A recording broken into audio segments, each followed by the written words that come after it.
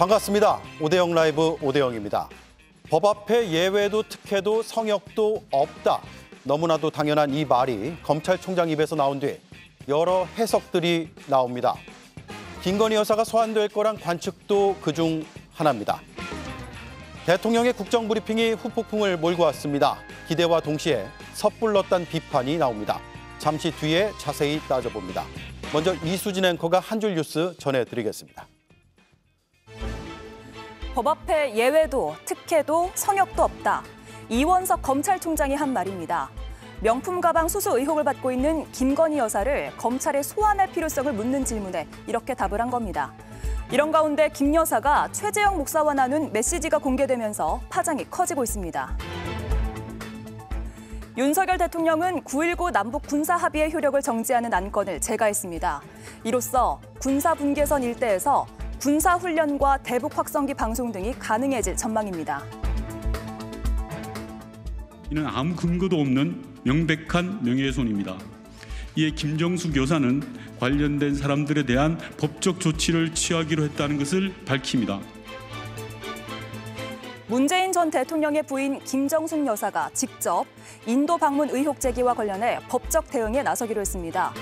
윤건영 의원은 기내식 비용 총액만 공개할 게 아니라 세부 내역까지 공개해달라며 여권의 인도 공세는 냄새만 피우는 마타도어라고 비판했습니다.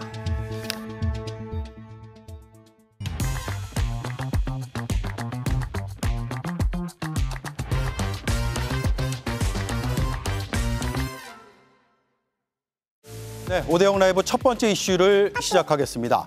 카카오톡 메시지가 전국을 뒤흔들었습니다. 2022년 6월 17일 금요일 최재형 목사는 샤넬 화장품 사진을 김건희 여사에게 보냅니다. 그러면서 평범한 만남 인사를 가겠다고 하죠. 김 여사는 일정이 꽉 차 있다며 일요일 저녁 또는 월요일을 제안합니다. 최 목사는 부담 갖지 마시라 은밀하게 전달만 해드리고 싶다고 답했고 김 여사는 언제 사무실 한번 오시면 좋죠라며 초청 의사를 전합니다. 실제로 최 목사는 그 다음 주 월요일인 6월 20일에 김 여사를 접견합니다. 이 자리에서 향수와 화장품 등 180만 원 상당의 선물을 전달했다고 주장을 하고 있습니다. 명품백 전달 3개월 전의 일입니다. 불행스럽게도 주는 선물은 다 받으셨고 청탁도 절반은 반응이 없었고 절반은 반응이 있어서 자, 최 목사가 말한 청탁은 통일TV 송출 재개, 김창준 전 미 연방 하원 의원의 국정자문위원 임명 등입니다. 청탁의 결과에 대해 최 목사는 이렇게 얘기를 합니다. 대통령실 직원과 관계 부처 직원들까지 연결을 해주는 노력까지는 하셨습니다. 그러나 실질적으로 청탁이 이루어진 거는 단 한 건도 없었다는 거, 그거는 내가 분명히 말씀드립니다. 최 목사는 검찰에 이 카톡 메시지와 함께 대통령실, 보훈부 인사와 실제 통화를 했다는 음성 파일도 제출했습니다. 김 여사를 소환해 조사할지, 적용 가능한 혐의점은 뭘지 이제 검찰 수사팀의 결정만 남은 것으로 보입니다. 오늘 첫 번째 키워드, 영부인의 카톡입니다. 네, 오늘도 4명의 해설위원과 함께하겠습니다. 먼저 김유정 전 민주당 의원, 김재원 전 국민의힘 최고위원, 윤재관 조국혁신당 전략부원장, 김용남 전 개혁신당 정책위 의장 나와주셨습니다. 어서 오세요. 네, 안녕하세요. 네, 자, 김건희 여사의 소환 여부 전망들은 좀 엇갈리는 것 같습니다. 이원석 검찰총장이 어제 퇴근길에 기자들 질문에 이렇게 답을 했습니다. 들어보시죠. 비단 이 사건만이 아니라 모든 사건에 있어서 제가 검사들에게 당부하는 것은 우리 법 앞에 예외도 특혜도 성역도 없다. 자, 김유정 의원님, 이거 원론적인 답변입니까? 아니면 소환 조사하겠다는 얘기인가요? 저 말대로만 하면 상당한 결기를 보이고 있는 거죠. 그리고 당장이라도 소환 조사하겠다라는 그런 의지의 표명처럼 보입니다만은 과연 저 말대로 언행일치할 수 있을지는 의문입니다. 왜냐하면은 5월 말까지 사실 디올백 관련한 수사를 마무리하겠다고 얘기를 했었거든요. 그런데 물론 중간에 수사 지휘 라인에 뭐 인사가 있었습니다마는 지금 뜻대로 안 되고 있는 거죠. 예. 그런데다가 중요한 거는 지금 최재형 목사나 이를테면 책을 그 이사간 후에 주었다고 하는 그 변호사까지도 참고인 조사를 다 했어요. 그런데 정작 그 선물이 뭐 선물인지 뇌물인지 오고 갈 그 시점에 그 직원들에 대한 뭐 조사랄지, 이를테면 지금 방금 드러난 카톡에 나와 있는 대통령실의 뭐 조모 과장이랄지 보훈처 직원이랄지 관계자들에 대한 소환은 하나도 없거든요. 그리고 그 핵심의 당사자, 의혹 핵심의 당사자인 김건희 여사에 대한 소환 얘기는 뭐 더군다나 나오지 않고 있는 입장이어서 총장은 저렇게 결기 있게 얘기를 합니다마는 과연 이것이 제대로 실현될 수 있을 것인가, 이 수사가. 여기에 대해서는 많은 국민들이 의구심을 갖고 있기 때문에 이게 검찰에 맡겨서는 안 되고 네. 반드시 특검으로 가야만 문제가 풀린다, 이렇게 보고 있는 것이죠. 자, 김재현 의원님. 검찰총장이 저렇게 기자들 앞에 잘 서지 않거든요. 그런데 답변도 사실은 안 하고 지나갈 수도 있는데 저렇게 얘기를 했단 말이에요. 그래서 김건희 여사 소환이 가능할 것이다 이런 해석이 나오는데 동의하십니까?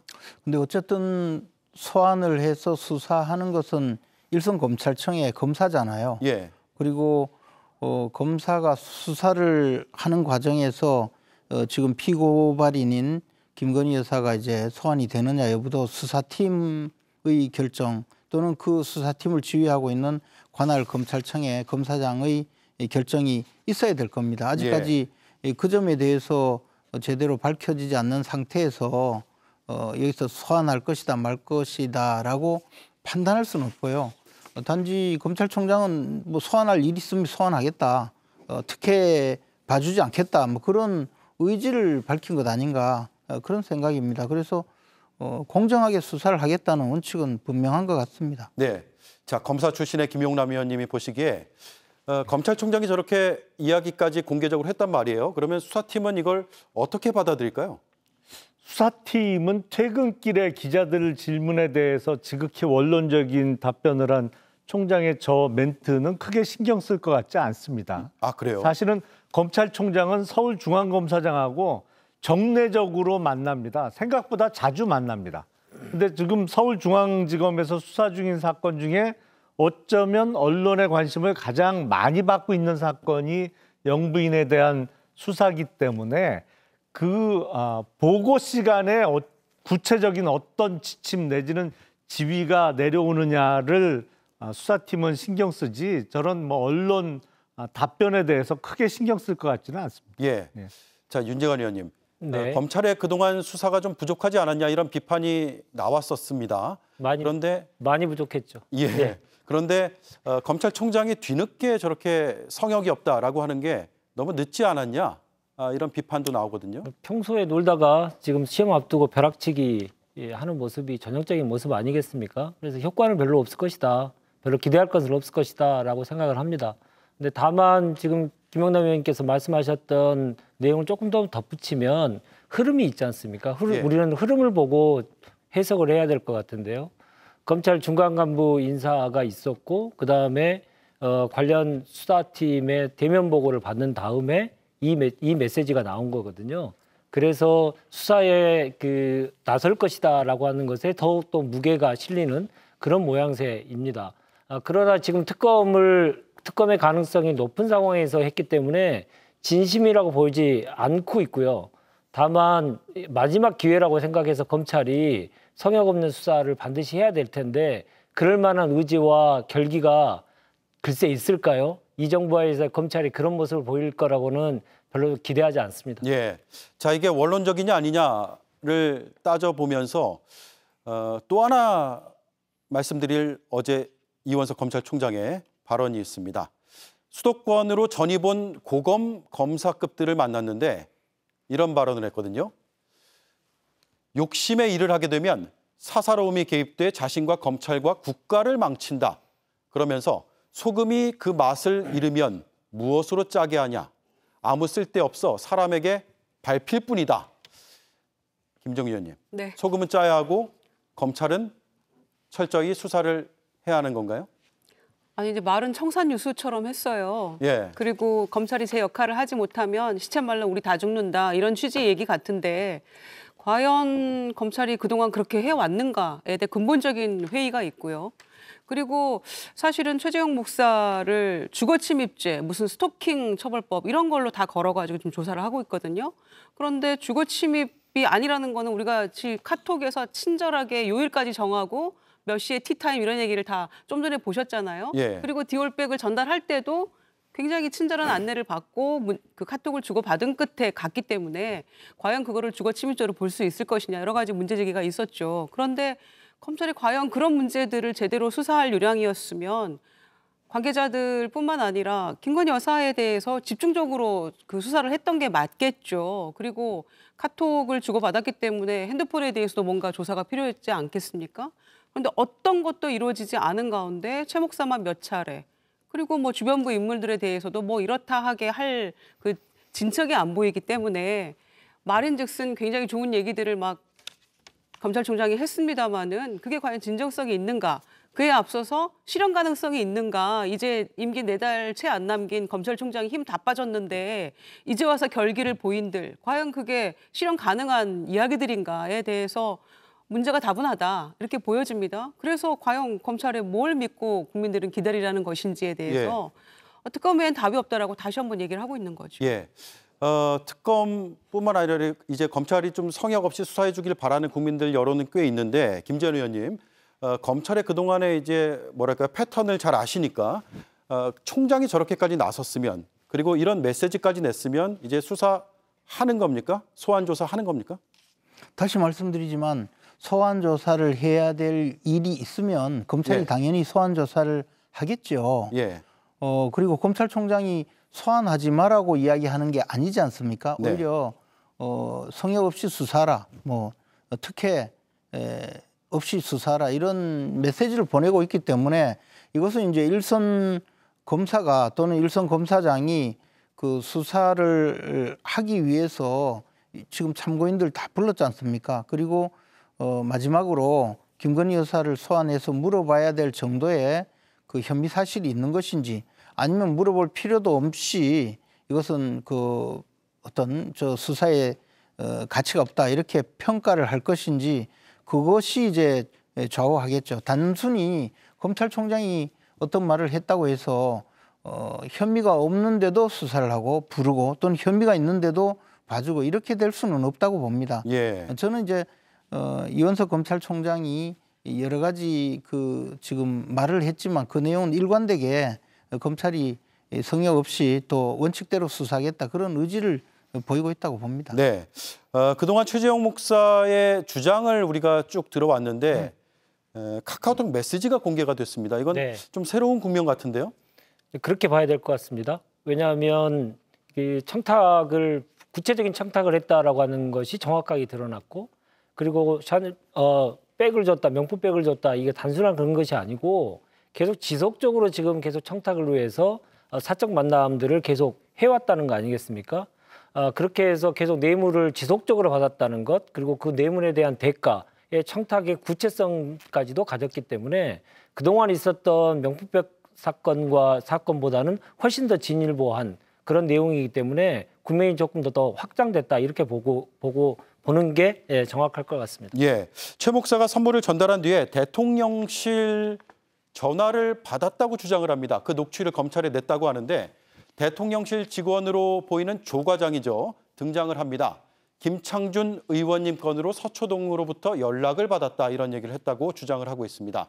청탁한 내용을 실제로 검토한 결과를 설명했다는 얘기인데 이런 이 정황을 봤을 때 소환 조사와는 별개로 어떤 혐의가 적용될 수 있습니까?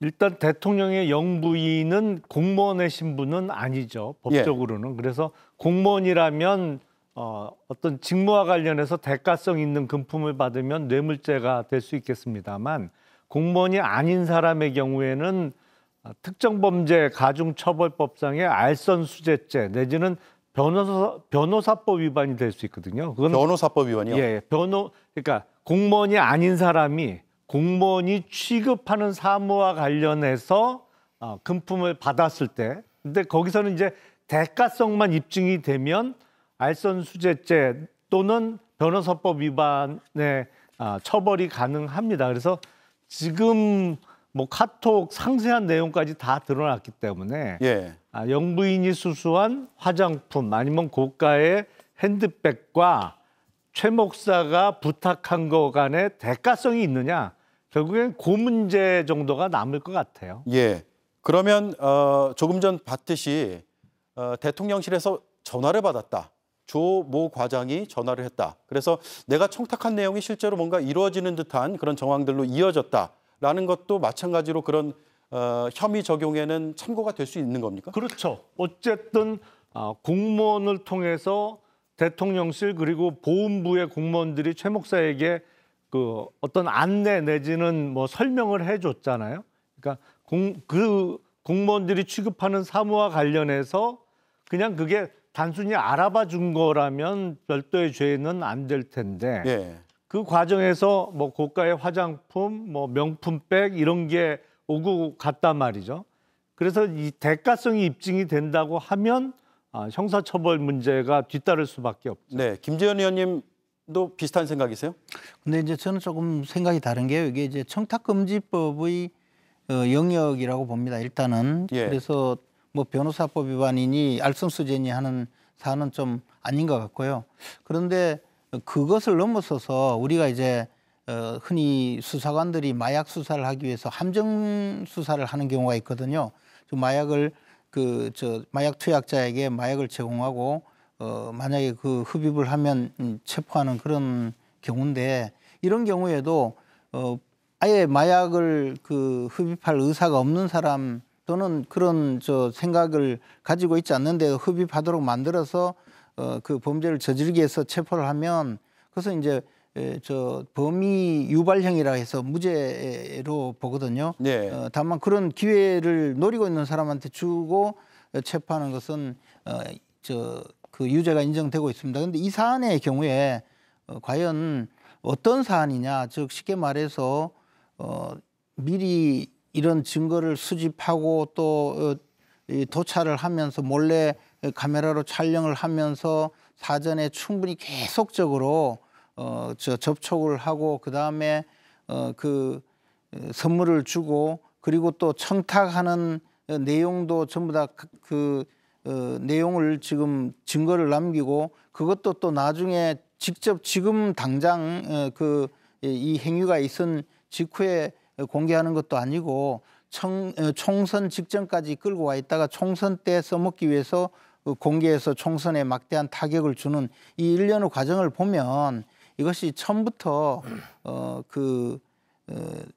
아예 사전에 기획이 되고 그것을 상대방에게 어떤 의사를 유발하게 만들어서 활용하려는 그런 생각에서 이런 행위를 했다면 이 전체가 범죄가 되겠느냐? 저는 그런 면에서 이건 굉장히 범죄가 되기 어렵다는 생각이거든요. 지금 청탁이 있었느냐, 청탁에 대해서 전화를 해줬느냐, 그것은 사후적인 문제라는 것이죠. 예. 그래서 이런 사안은 그렇게 쉽게 이것이 범죄다 이렇게 단정하고 접근하기는 좀 불가능한 사안이라고 생각하고 있습니다. 네, 사전 기획에 의한 정치적 목적의 행위여서 법적 문제가 없을 수도 있다라는 해석이 나왔습니다. 반론이 있으신가요? 근데 그거를 몰카 공작이라고 규정을 했던 거잖아요. 그렇죠. 예, 대통령실에서 연초에 뭐 매정 박절 아쉬움 그런 얘기 대통령이 했을 때도 바로 이제 공작을 통해서 피해자다 이렇게 규정을 했던 것들이 이제 대통령실과 여당의 입장이었는데,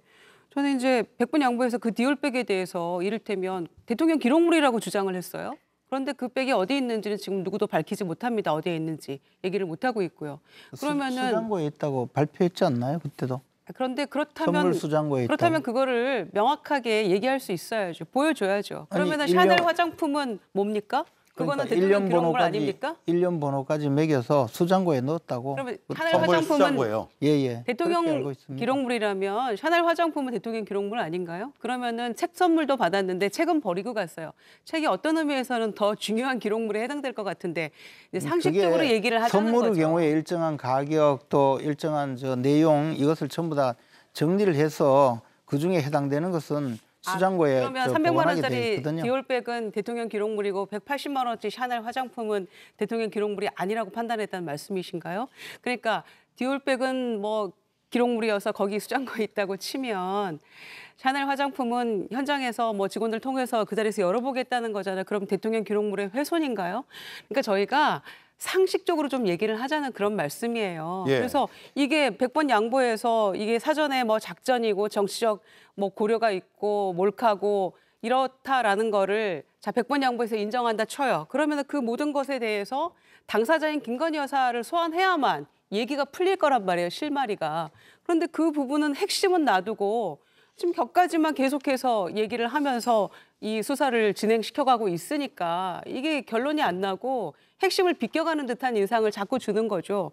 그러니까 이게 검찰 수사가 올바로 안 되고 있으니 이건 특검엔 답이 없다라고 얘기를 하는데 수사가 제대로 되고 있다라고 주장을 하고 있으니까 지금 이게 어디를 봐서 수사가 제대로 되고 있는 건지 예. 국민들 붙들고 물어보십시오. 네. 누구도 그거를 보더라도 완벽하게 수사하고 있다고 얘기 못할 겁니다 아마. 네. 카톡 내용을 보시면 자세히 한번 봐보셨으면 좋겠는데요. 최 목사가 김건희 여사한테 사진을 하나 보냅니다. 샤넬 화장품 사진을 앞서 봤죠. 사진을 하나 보내고 만나자고 하거든요. 그러면 그것을 전달하고자 하는 의지, 그걸 분명하게 보였단 말입니다. 그럼에도 불구하고 그런 뇌물들을 주겠다는 의지를 분명하게 보임에도 불구하고 첫 접견을 허락했단 말입니다. 이런 상황들을 볼 때 이걸 어떻게 국민들이 납득을 하겠습니까? 어떤 사람이 내가 뇌물을 주겠다라고 하는 의지를 분명하게 밝혔는데도 불구하고 대통령의 부인이라는 위치에 있는 사람이 그럼 만납시다. 사무실로 오세요. 이거를 용인하는 사회가 대한민국 사회라는 걸 누가 용인하겠습니까? 예. 그런 점을 분명히 봐야 될 것 같고요. 대통령의 부인 앞에서 모든 국법 질서가 무력화되는 이러한 지금의 상황을 반드시 특검을 통해서 바로 잡아야 된다 이렇게 봅니다. 네. 아니 근데 저는요.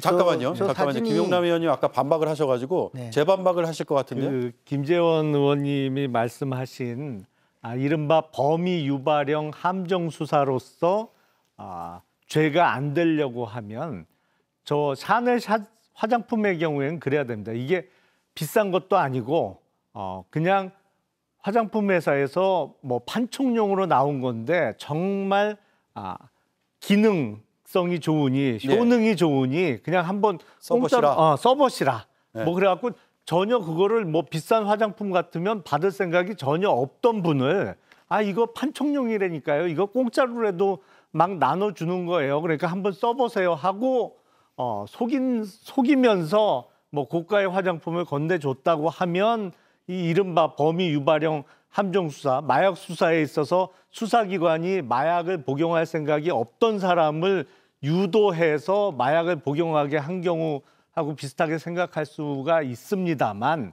저거는 뻔히 이 사진상 고가의 화장품 뭐 특정 브랜드까지 미리 보내줬단 말이에요. 미리 의사를 전달했다는 얘기죠. 네, 그러니까 저걸 범위 유발형으로 보기엔 조금 어렵지 않을까 싶습니다. 네, 마지막으로 김재원 의원 말씀 듣고 넘어갈게요. 아니 근데 저는 지금 샤넬 화장품 저게 무슨 함정 수사다 이렇게 이야기한 것도 아니고 또 저게 사진이 있지만 사진만 보여주고 제가 이 화장품 갖다 드릴 테니까 만납시다 이렇게 이야기한 것이 아니지 않습니까? 그 앞에 뭐 여러 가지 이야기가 있잖아요. 선친 이야기도 하고 그랬다고 저도 얼핏 언론 보도에 봤는데요. 그런데 카카오톡에는 그 선물 전달 의사도 명시가 돼 있습니다. 아니 그러니까 제 이야기는 그러니까 선물 전달 의사와 함께 여러 가지 이야기를 하니까 선물 전달 이야기는 조금 호의적으로 나한테 오는구나 하고 생각할 수 있고 그다음에 다른 여러 가지 이야기를 듣자고 했을 수도 있는 거거든요. 근데 이 전체적인 내용을 보면 이 사람이 이 목사라는 분이 사실은 대통령 부인에게 접근하기 위해서 온갖 거짓말로 내용을 정하고 또 그다음에 화장품을 전달하고 나중에 명품 백을 전달하고 이것을 이제 촬영을 해서 공개하는 거잖아요. 예. 그럼 일련의 과정이 이 호의로 처음에 전달을 하려고 하기 위해서 호의로 전달한다고 하면서 내세운 모든 내용이 사실은 거짓이란 말이에요.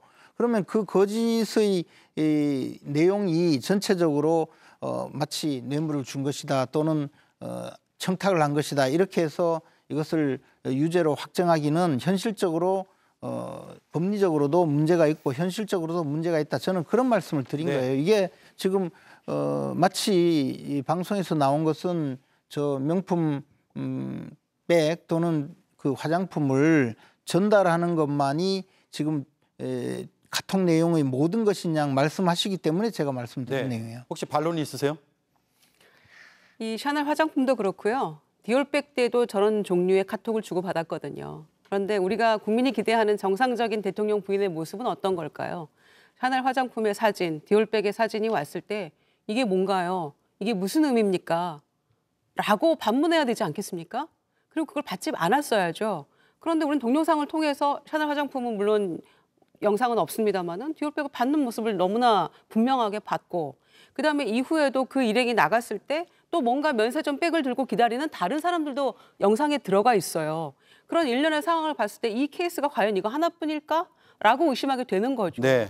근데 이런 걸 놓고 어떻게 일반 국민의 상식을 벗어나는 이야기들로 대통령실은 계속해서 얘기를 하고 있으니까 알겠습니다. 이게 말이 되냐는 거죠. 그런데 네. 그러니까 대통령이 사과까지 하고 잘못되었다고 한 거죠. 그러나 그것과 법적인 지금 수사를 받는 입장에서 그런 좀 잘못된 행위 전체에 대해서 전부 다 법적으로 평가를 해서 유죄 판결을 할 정도의 사안이냐를 지금 따지는 것이지 지금 뭐 잘했다고 지금 이야기하는 건 아니잖아요. 알겠습니다. 아니, 그러니까 그러려면 일단 불러서 조사라도 하라는 얘기입니다. 네. 그래서 소환 잘못도 안 조사를 하고 할지 있잖아요. 또 혐의 적용과 기소까지 갈지는 아직 알 수 없죠. 좀 지켜봐야 될 것 같습니다. 첫 번째 이슈 이렇게 정리를 하겠습니다. 프로젝트 이름은 대왕고래. 만약 석유가 발견되고 경제성까지 입증이 된다면 우리 경제에도 상당히 긍정적인 모멘텀이 될 거란 분석이 나오죠. 그런데 마냥 환영하는 반응만 있는 건 아닙니다. 그런데 이런 중대한 발표에 또 천공의 그림자가 보인다라고 여기저기서 말들이 많이 나오고 있습니다. 우연의 일치기를 바랄 뿐입니다. 무슨 이야기냐? 대통령의 어제 발표 약 3주 전에 무속인 천공이 이렇게 말한 영상이 올라왔기 때문입니다. 우리가 뭐 산유국이 안 될 것 같아. 앞으로 돼. 이 나라 저 밑에 지금 이 가스고 석유 많아요. 조국 혁신당 대표 페이스북에 이 내용을 다룬 기사를 공유했습니다. 국정브리핑 이후 무속인 이야기까지 등장했는데 이걸 어떻게 봐야 할까요? 이번 키워드는 대왕고래 후폭풍입니다. 네, 포항 영일만 앞바다 석유가스 시추 탐사 프로젝트의 명칭이 대왕고래라고 합니다. 자, 일단 김인정 의원님, 네. 이게 시추 성공률이 20%라고 하는데 20%면은 가능성이 높아 보이지는 않거든요. 그런데 전문가들은 또 의견이 다르다는 분석도 있습니다. 네, 뭐 어디는 7%인 곳도 있었기 때문에 20%의 가능성이라면 상당히 뭐 높은 거다 이런 뭐 얘기도 있긴 한데요. 다 떠나서 지금 그 물리 탐사 단계라는 거 아닙니까? 네. 그다음에 이제 탐사 시추, 그다음에 상업 개발 요 3단계의 맨 첫 번째 단계라는 건데 과연 이걸 대통령이 이렇게 나서서 최초의 국정 브리핑을 이 건으로 아프리카 정상회담을 미뤄가면서까지 또 질의응답도 안 하실 거면서 이렇게 갑작스럽게 해야 되는 게 맞는 것이냐라는 예. 거에서 첫째 문제 제기를 하는 것이고요. 두 번째는 이거를 결론은 뭡니까? 파봐야 안다는 거 아니에요. 파봐야 안다는 건데 한 5개쯤 파봐야 되는데 5천억 들어간다 이렇게 예상을 하고 있고 그래서 그거를 산자부 통해서 이제 하게 했다라는 게 어제 발언의 그 국정브리핑의 요지이지 않았습니까? 그런데 오늘 아침에 산업부 차관의 인터뷰를 보니까 만약에 실패하면 어떡합니까? 라고 했더니 뭐 책임을 물을 수 없다라는 게 관례라는 거예요. 네. 자, 그러면 대통령이 나서서 국정브리핑까지 한 사안에 대해서 5번 뚫었는데 안 되면은 그냥 중단할까요? 천문학적으로 계속해서 돈이 들어갈 수도 있는 거고 파봐야 하지 않은 건에 대해서 이렇게까지 얘기를 나서서 대통령이 할 이유가 있었던가. 그렇기 때문에 민주당에서 또 야당에서는 지난주 금요일 발표된 그 지지율 완전히 급전직하하지 않았습니까? 그러니까 그거에 대해서 약간 뭔가 모면해 보려는 시선을 돌려보려는 그런 거 아닌가라고 얘기를 하고 있는 거죠. 금요일 그 지지율 조사가 나왔고 월요일 아침에 발표를 하신 거 아닙니까? 네. 그래서 이런 일련의 상황들이 대통령은 차분하게 지켜보자고 얘기를 했는데 정작 정부에서 뭐 삼성전자 시총의 5배 정도의 2,000조 가량이 묻혀 있다. 막 이렇게 얘기하면서 호들갑 떨고 설레발했던 건 오히려 정부 아닙니까? 네. 그러면서 국민들에겐 차분하게 지켜보자고 하는데 아직은 희박하고 가능성에 대해서도 누구도 장담할 수 없는 이런 거를 최초의 국정 브리핑이라고 했다는 것에서 그렇지 않아도 대통령 또 정부의 어떤 정책 신뢰도는 완전히 바닥이기 때문에 이게 뭔가 다른 의도가 숨어 있는 게 아닌가. 무슨 주가와 관련된 우리가 주가 조작 지금 뭐 엄청 민감하잖아요. 김건희 예. 여사 관련된 건도 있고. 그래서 신뢰도가 바닥에 떨어져 있기 때문에 다른 의도가 있는 거 아니냐라고 국민들은 맨 처음부터 의심하기 시작하는 거예요. 그러니까 이거는 어떤 의도가 있었는지 모릅니다만은 국정 전환용이든 뭐 국면 전환용이건 어떤 것이든 간에 국면 전환도 잘 되지 않을 것 같을 뿐더러 국민들에게 더 큰 의구심만 불러일으키는 그런 결과가 아닌가 생각합니다. 네, 야권에서 박한 평가가 오늘 많이 나왔습니다. 정청래 의원은요 20%라고 하는데 이 정도로 대통령이 직접 브리핑하는 게 맞느냐 이런 문제 제기를 했고요. 또 천하람 원내대표는 대통령이 나와서 브리핑까지 하면은 시추공 나올 때까지 파야 된다.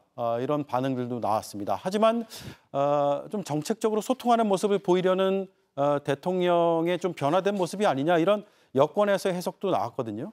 근데 어쨌든 일단 원유가 매장되어 있고 천연가스가 매장되어 있고 그 분량이 지금까지 물리 탐사 결과는 우리가 동해 가스공에서 채취한 그 지금까지 시추해서 걷어낸 천연가스의 300배 분량이라고 하거든요. 그러니까 사실 국민들에게 희망을 줄 수 있는 그런 뉴스기는 하죠. 그래서 대통령이 직접 그 발표를 하는 그런 모습을 보이는 것 같은데 지금 야당이나 이런 비판하는 분들은 사실 유전이 개발되거나 또는 가스가 개발이 되면 국내 경제에도 좋고 이런 전제 아래 개발이 되었으면 좋겠다 하는 전제 아래 그래도 굳이 대통령이 발표할 필요가 있었습니까? 이 정도라면 좋겠는데 원유가 나오지 않았으면 좋겠다. 이거 전부 거짓말이면 더 좋겠다라는 식으로 보여져요. 그럴 필요까지는 저는 없다고 봐요. 그리고 물론 여러 가지 또 아직도 기대해야 될 지켜봐야 될 문제가 좀 많이 있죠. 20%라고 하면 제가 알기로는 육상에 있는 유전 시추를 통해서도 그 정도 확률이 나오는 유전공이 그렇게 많지 않다고 해요. 그래서 지금 5개의 시추공을 직접 채굴해 보겠다는 거 아닙니까? 그러면 20%에 5개를 하면 대충 그중에 하나라도 그 시추를 해서 유전이 발견되면 그야말로 좋은 일이죠. 그리고 이게 수면화 1000m라고 하기 때문에 실제로 경제성을 또 따져봐야 될 겁니다.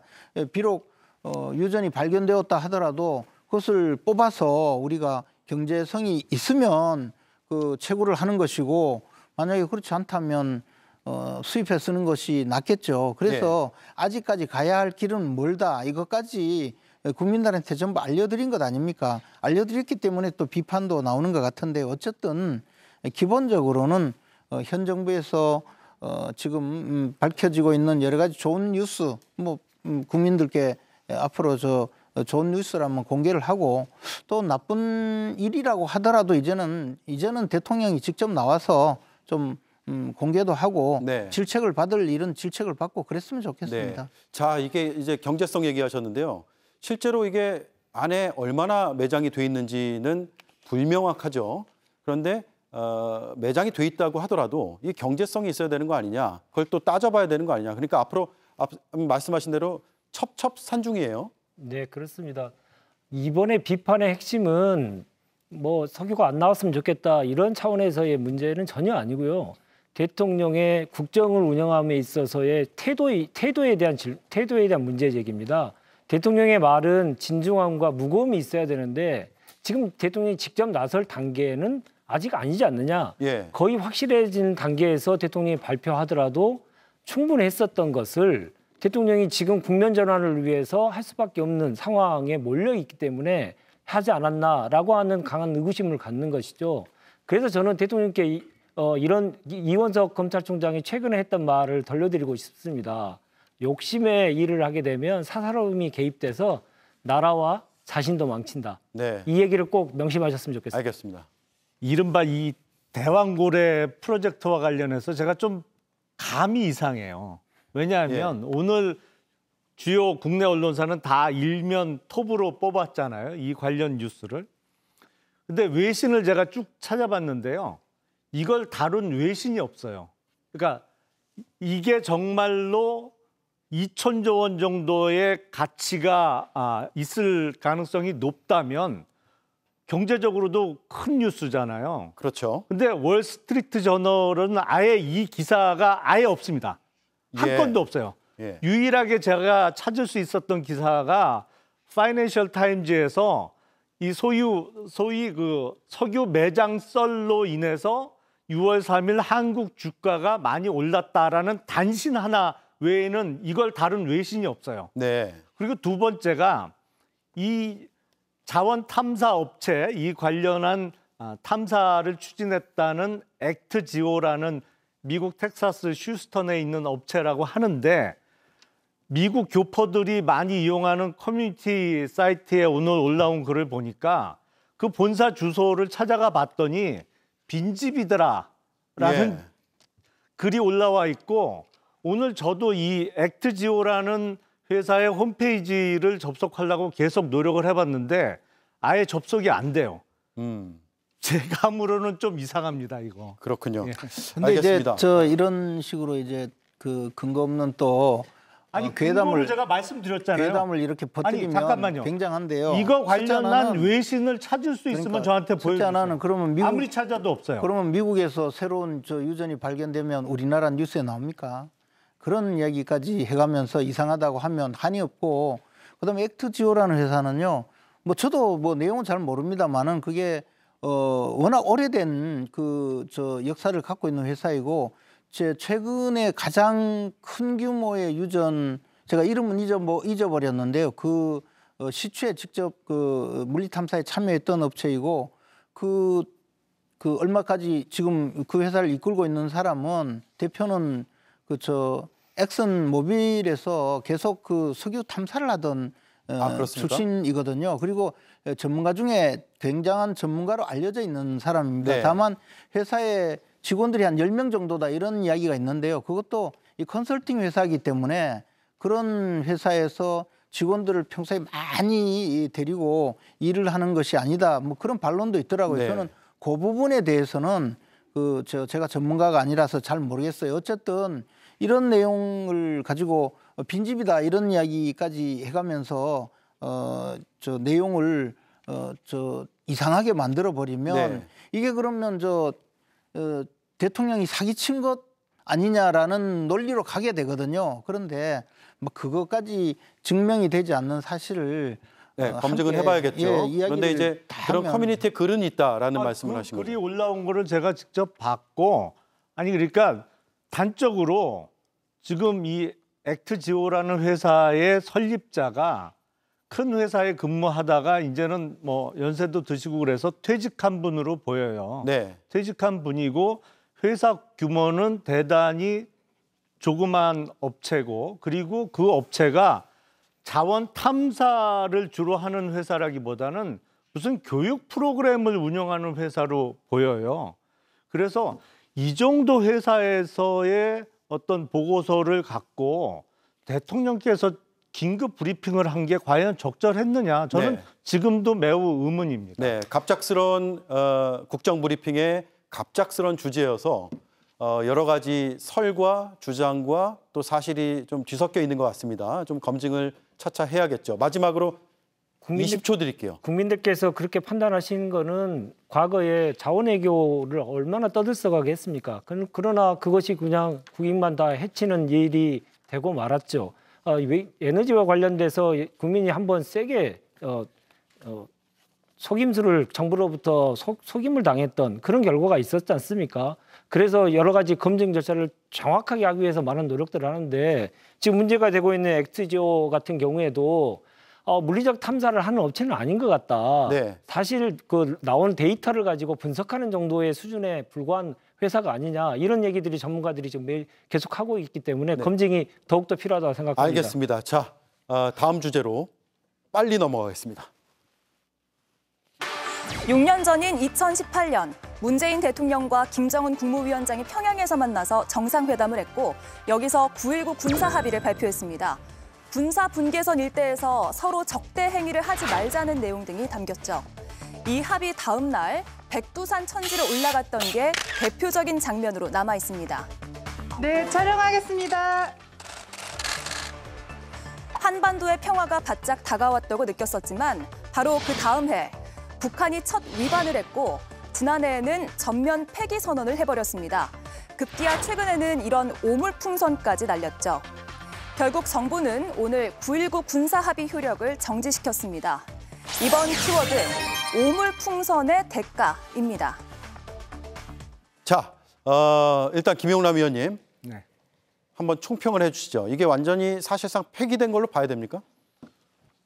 그동안도 사실은 북한은 9.19 군사합의를 계속 어겼었죠. 그렇죠. 그리고 우리만 발목이 잡혀 있었던 것인데 사실은 군사 경계선 주변에서 우리는 군사훈련을 그동안 못 해왔지 않습니까?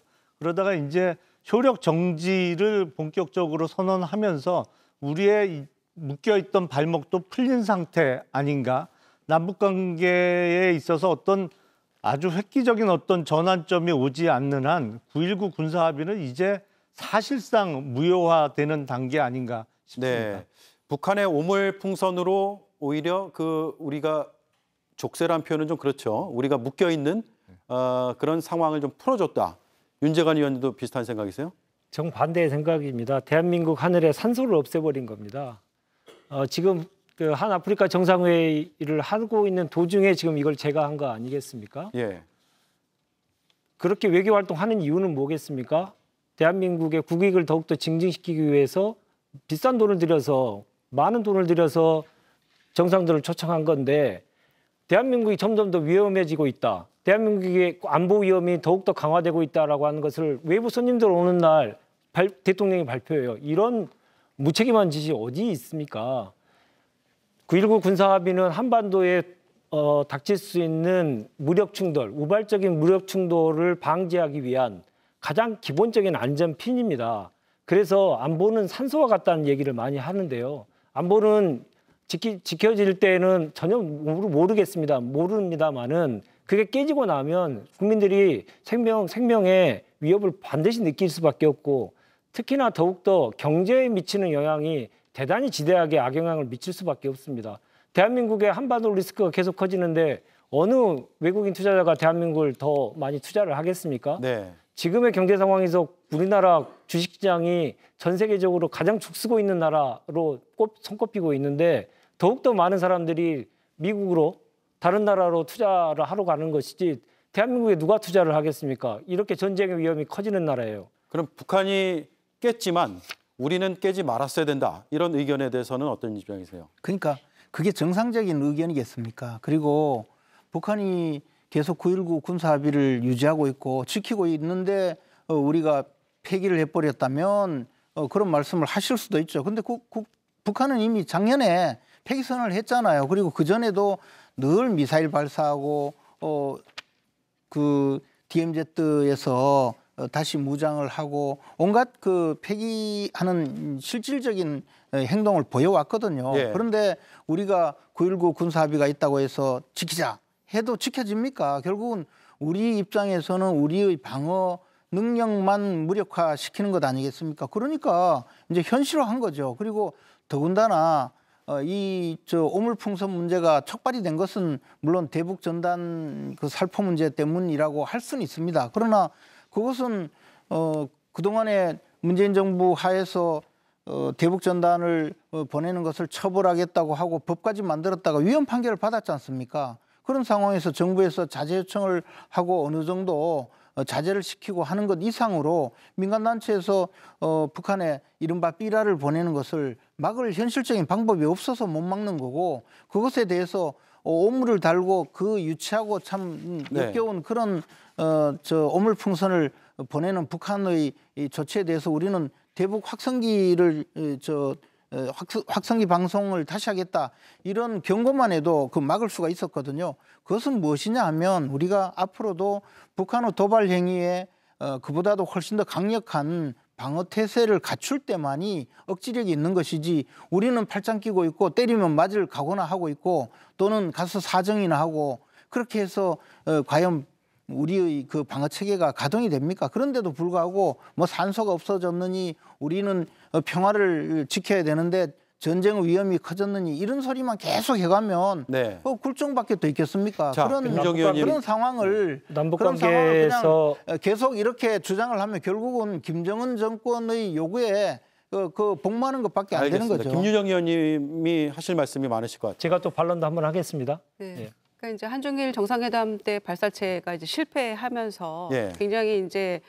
본인들이 체면을 구겼죠. 그러고 나서 이제 오물풍선이 날아오기 시작합니다. 28일부터 날아오는데 예전의 경우에 비추어 보면 연간 한 1,000개가 날아오던 것이 지금 한 일주일 사이에 한 1,000개가 날아왔어요. 아마 발견 못한 것들을 포함하면 더 많을 수도 있겠죠. 그런데다가 뭐 SRBM 막 18발, 20발 가까이 막 쏴대고 GPS 교란 5일 동안 막 하고 있고 이제 이런 상황이 쭉 벌어지고 있기 때문에 우리도 뭔가 대응을 해야 되는 건 저는 맞다고 생각합니다. 네. 그런데 9.19 합의를 효력 정지하는 것이 이제 과연 최선인가 한번 생각을 해봐야 되고요. 그거는 이제 우리가 이제 그 사실상 작년 11월에 북한이 폐기 선언함으로써 실질적으로는 유명무실화됐다고 해도 과언은 아닐 겁니다. 그런데도 우리가 뭔가 붙들고 있는 하나의 어떤 보루 같은 것이어야 하지 않을까라는 생각이 한편 있고요.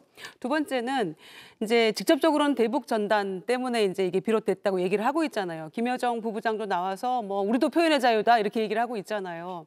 얼토당토 않은 얘기를 하고 굉장히 지저분한 방법으로 이제 저비용으로 우리에게 이제 상당한 충격을 준 것도 사실이죠. 실질적으로 뭐 자동차 유리 뭐 파손되고 여러 가지 피해가 나타난 것도 사실이고요. 그리고 그 헌재에서 이제 표현의 자유다. 그리고 이게 대북 전단 자체가 이제 뭐 무방하다 이렇게 예. 얘기를 했습니다마는 그럼 그게 원인이라고 하는데 우리 국민들이 일단 위기를 느끼고 실질적 피해도 오고 있는 이 상황에 생화학 무기가 담겼으면 어떻게 할 것인가라는 그 두려움도 있는 거잖아요. 그럼 정부가 그런 것들을 빌미로 팔짱 끼고 마냥 보고만 있을 것인가의 문제가 있는 거예요. 대북전단 그 살포하는 탈북 민간단체를 뭔가 설득을 하든지 뭔가 소통하면서 이 부분을 어떻게 풀어나갈지에 대해서 정부의 입장이 있어야 되는 건데 표현의 자유고 뭐 헌재에서도 위헌이 아니라고 하잖아 이렇게 얘기를 하니까 정부에서는 과연 이 강대강 국면에서 정부의 대북 정책은 무엇인지 서로 상호 신뢰를 회복할 수 있을 때까지 효력 정지라고 얘기를 했는데 그 상호 신뢰 회복이라는 것은 어느 시점에 어떤 방식으로 이루어질 수 있는 것인지 도대체 대북 정책은 있기는 한 것인지 여기에 대해서 이제 근본적인 문제 제기를 하고 싶고요. 정부도 뭔가 역할을 해야 된다라는 거죠. 알겠습니다. 여기까지 듣고요. 윤재관 의원님. 네. 다음 시간에 제가 반론 드릴게요. 아이고. 네. 자, 세 가지 주제 다뤄봤는데요. 네 분 오늘도 감사드립니다. 네.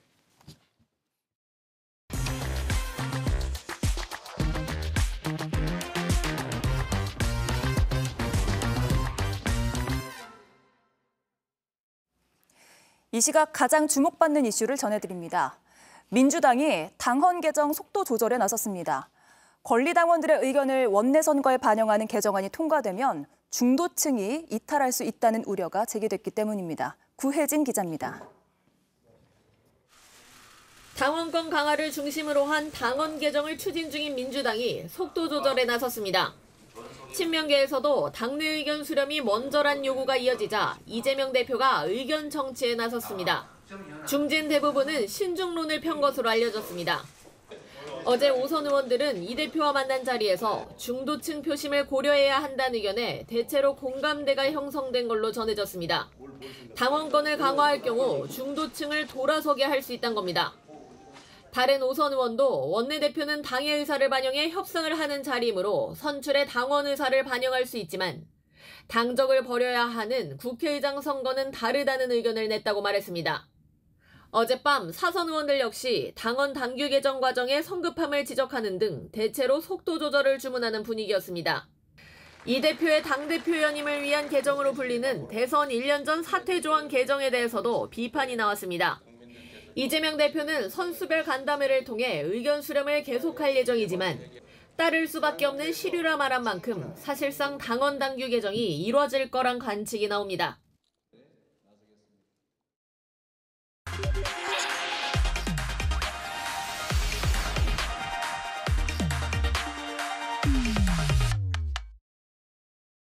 네, 오대영 라이브 간판 코너입니다. 단도직입을 시작하겠습니다. 오늘은 오선 의원을 지낸 이상민 전 국민의힘 의원을 만나보겠습니다. 어서 오세요. 네, 안녕하세요. 네, 17대부터 21대까지 국회의원을 쭉 지냈는데 오랜만에 쉬십니다. 어떻게 지내십니까? 이제 임기 끝난 지 한 일주일 됐나요? 예. 근데 여전히 이제 제가 서울대전을 출퇴근했으니까 새벽에 일어나서 밤늦게 들어가는 그 생활의 패턴은 여전히 좀 남아 있는 것 같습니다. 예. 아침에 새벽에 일어나고 또 밤잠도 없고. 예. 그렇군요. 예. 예. 아직까지는 그 국회 생활이 많이 남아 계시군요. 예. 예. 지난 총선에서 대전 지역에서 국민의힘이 모두 졌습니다. 그 참패 원인을 오랫동안 생각해 보셨을 것 같은데 뭐라고 보십니까? 뭐 물론 그 총선이고 또 각 지역구에는 각 후보자, 저를 포함한 후보자들이 있기 때문에 그 패배의 1차적인 책임은 후보자가 상당 부분을 져야 되겠죠.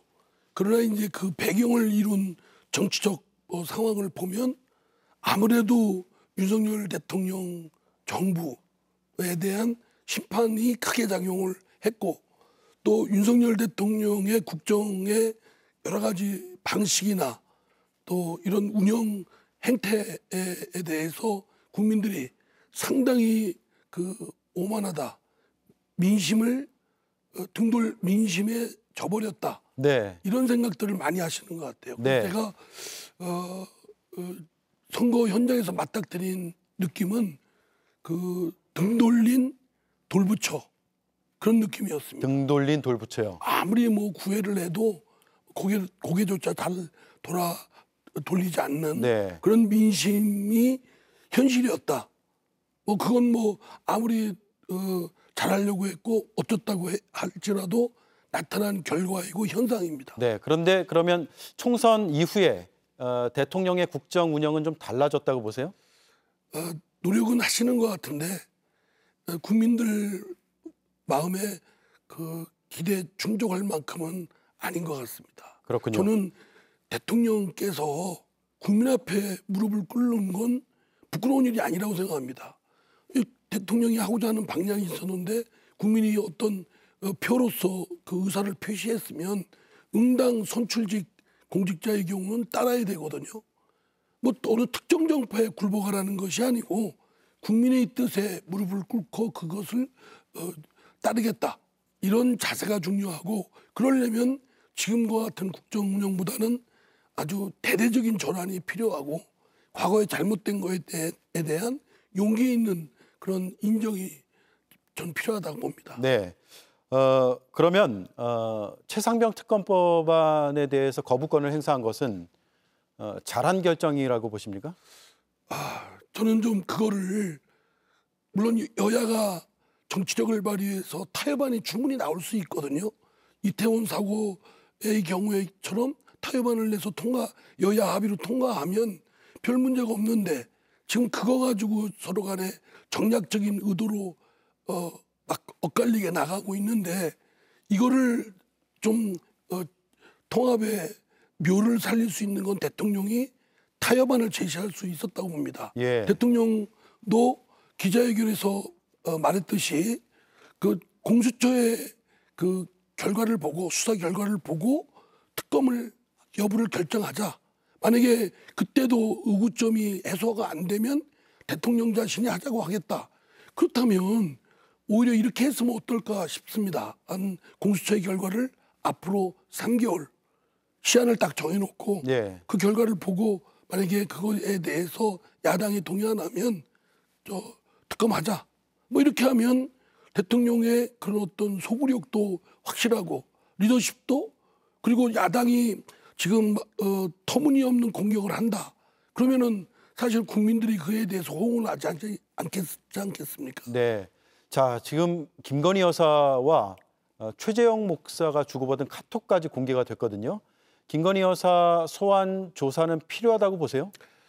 물론 그 피의자 수사의 대상이 된 피의자의 그 수사기관에 소환을 하는 거에서 피의자 신문을 받고 안 받고는 그 성격은 임의 수사이기 때문에 수사의 대상이 된 피의자의 선택입니다.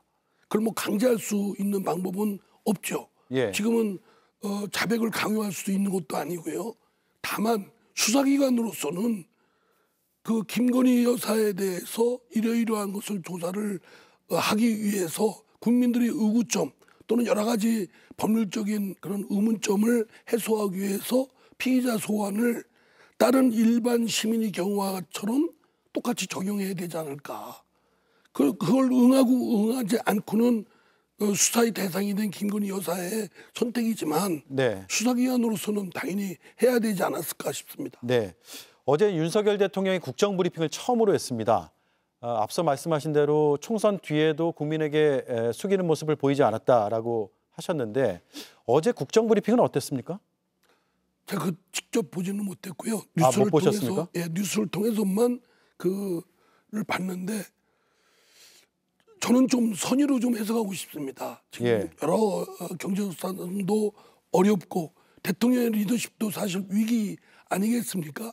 또 대통령도 국정이 또 뜻대로 잘 풀리는 것도 아니고 또 솔직히 제가 국민의힘 입장에서 보면 민주당이 아주 극악하죠.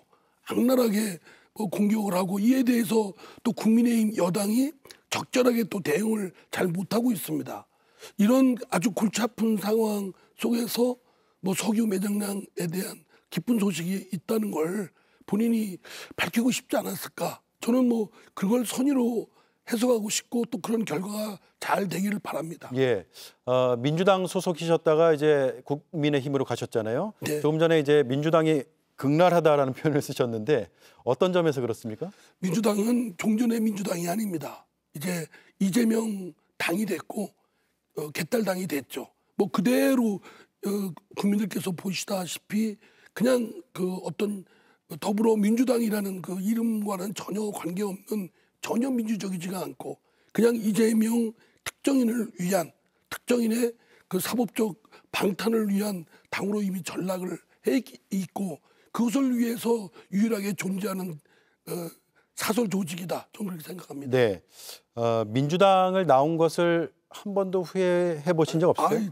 너무 잘했다고 생각합니다. 좀 더 일찍 했어야 되고 지금 민주당에서 이번에 뭐 공천 안 된 의원들이 상당수 있지 않습니까? 예. 그분들을 포함해서 이재명의 사당에 대해서 개딸의 행태에 대해서 걱정하고 더불어민주당이 그렇게 전락하게 될 것을 걱정했던 의원들이 좀 일찍 그러한 것들을 그 행동으로 옮겨서 이재명을 추출하든지 아니면 새로운 민주당을 재건하든지 이런 결단을 일찍 했어야 되는데 네. 공천 가까이 와서 뭐 하위 평가받고 그때서 자기 자신이 공천에 대한 불이익을 받으니까 이건 말도 안 된다. 이렇게 해봤자 때늦은 거죠. 네. 저는 그보다 일찍 탈당을 하고 뛰쳐나왔습니다만 좀 더 일찍 그런 것들을 규합해서 했어야 되지 않았을까 이런 생각이 듭니다. 네.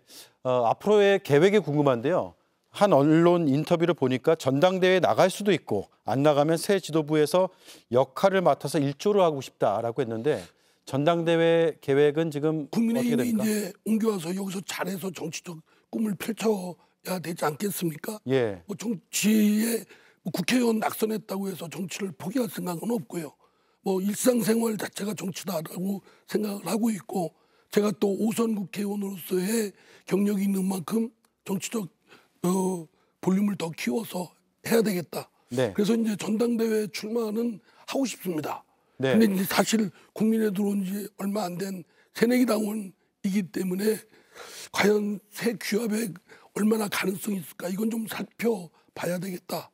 그러고 난 다음에 결정을 하겠습니다. 네, 앞으로의 행보도 저희가 잘 지켜보겠습니다. 오늘 말씀 감사합니다. 예, 고맙습니다. 감사합니다. 네, 지금까지 이상민 전 국민의힘 의원이었습니다.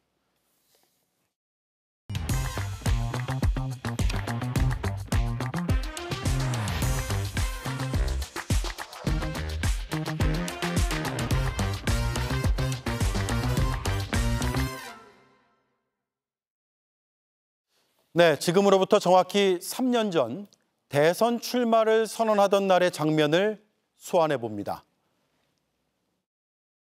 저는 검사로 재직하는 동안이나 그 이후에나 법 적용에는 절대 예외가 있을 수 없다는 그 신념으로 일을 해왔습니다. 그리고 제 친인척이든 김건희 여사의 소환 조사 여부가 화두입니다. 답은 명징합니다. 법 적용에 절대 예외가 있을 수 없다. 3년 전 이 한마디로 앵커 한마디를 대신하겠습니다. 나의 첫 식기세척기.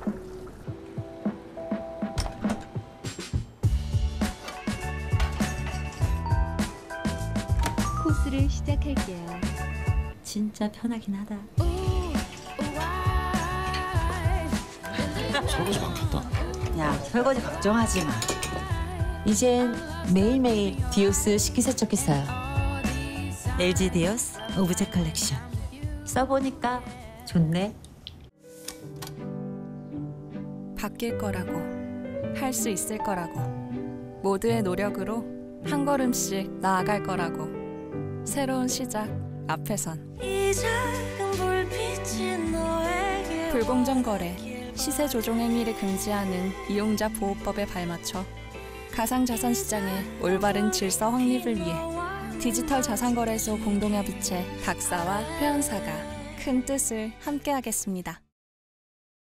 네, 오대영 라이브 내일도 오후 5시 30분에 찾아뵙겠습니다. 고맙습니다.